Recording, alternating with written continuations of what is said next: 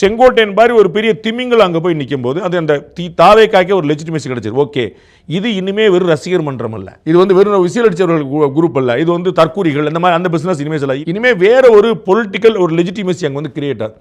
அவருடைய எக்ஸ்பீரியன்ஸ் வந்து அந்த இடத்துல உள்ள வரும். இது மாதிரி இன்னும் 4-5 இருந்தாங்கன்னா அது இன்னும் கூடும்.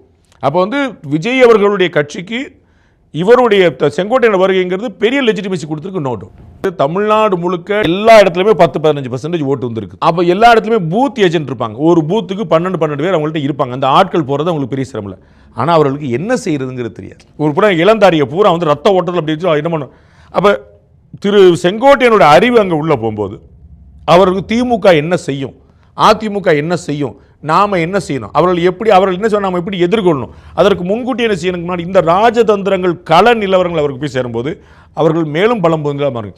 வெறுமனே ஒரு உத்வேகமிக்க ஆட்களாக இருக்கக்கூடியவங்க இப்போ விவேகமிக்க ஆட்களாக மாறக்கூடிய வாய்ப்பு உண்டு. அதிமுகவுக்கு பேரிழப்பு இல்லாவிட்டாலும் இழப்பு தான். அது வந்து அவர்களுக்கு தாவேக்காக்கு இது பெரிய வளர்ச்சி. தாவேக்கா ஒரு லெஜிட்டிமசி நான் சொல்கிறேன். அதை வந்து ஒரு பெரிய ஒரு அங்கீகாரம். அவங்க வந்து ரைட்டு, அவங்க வந்து குட்டி பிள்ளைங்களோட கட்சி, அது சின்ன ஆர்வக்கோளாறு உள்ள பிள்ளைய கட்சி அப்படின்னு சின்ன பிள்ளைங்க அப்படிங்கிற மாதிரி இல்லாமல் அங்கே வந்து இவரை போன்றல் வந்து நிற்கும் போது அங்கே வந்து வேற ஒரு ரேஞ்ச் வந்து அங்கே கிடைச்சிடும். இன்னும் நிறைய புள்ளிகளை அவர் கொண்டு வருவார், நிறைய ஆட்களை கொண்டு வருவார். அதிமுகலேருந்தே கொண்டு வர முடியும், மற்ற கட்சியிலேருந்து வர்றதுக்கான ஒரு துணிச்சல், ஒரு ரைட். அப்போ போகிறாங்க, அப்போ நம்மளும் போய் சிக்கலான்ட்டு எம்எல்ஏ சீட்டு கொடுப்பேன்னு உத்தரவாதம் நிறைய பேர் வந்துருவாங்க. அந்த விஷயங்கள் அந்த வகையில் தாவேக்கா வந்து வளர்கிறது, அதிமுக தளர்கிறதுன்னு இன்னைக்கு சொல்ல முடியல. பட் இப்படியே போனால் அதிமுக தளரும் வாய்ப்பு உண்டு. அது நம்ம இருக்கிறதுல புதுச்சேரியில் வந்து அதிகமாக ஃபோக்கஸ் பண்ண கிளம்புறாரு திரு விஜய். ஏன்னா அதிமுக முதலில் ஆட்சியை பிடித்தது புதுச்சேரியில், பிறகு தான் தமிழ்நாட்டில் ஆட்சியை பிடிக்குது. அப்போ புதுச்சேரியில் ஒரு ஸ்பேஸ் வந்து அவர் பார்க்குறாரு. அப்போ அந்த இடத்துல வந்து ஆனந்த் வந்து அங்கே சேர்ந்தவருங்கிறனால அந்த பகுதியில் வந்து ஆனந்த் அவர்களை ஃபோக்கஸ் பண்ண சொல்லிட்டு தமிழ்நாட்டுக்கு திரு செங்கோட்டையன் அவர்கள் ஃபோக்கஸ் பண்ணிக்கலான்னு ஒரு அண்டர்ஸ்டாண்டிங் போன்றாங்க. அப்போ கட்சியை விட்டு நீக்கப்பட்டாச்சு. திரு எடப்பாடி பழனிசாமி நீக்கிட்டார். அப்போ திரு செங்கோட்டையனுக்கு அடுத்து என்னங்கிற கேள்வி. 2-3 வாய்ப்புகள். ஒன்று டிஎம்கேல சேர்றது, மனோஜ் பாண்டியன் போல. அது இவருடைய உயரத்துக்கு சரி வராது. புரட்சித் தலைவர் எம்ஜிஆர், புரட்சித் தலைவி அம்மான்னு சொல்லி பழகி வந்து திருப்பி அங்கே போகிறங்கிற ஒரு சேலஞ்சான விஷயம்.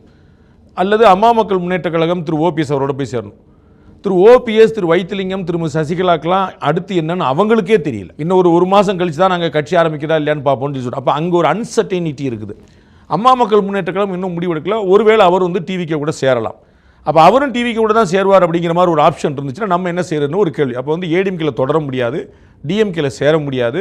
ஓபிஎஸ் அவர் குழுவினருக்கு வந்து ஒரு அன்சர்டனிட்டி இருக்குது. அப்போ ஒரே வாய்ப்பு வந்து இங்கே சேரதான். அப்போ வந்து இதில் உணர்ச்சிவசப்படாமல் நிதானமாக இந்த கால்குலேஷன்ஸை யோசிச்சு ஃபியூச்சரை பிளான் பண்ணி அவர் சேர்ந்துட்டார். இதில் எமோஷனாக எதுவுமே ஒன்று இருக்கும்னு நான் நினைக்கல.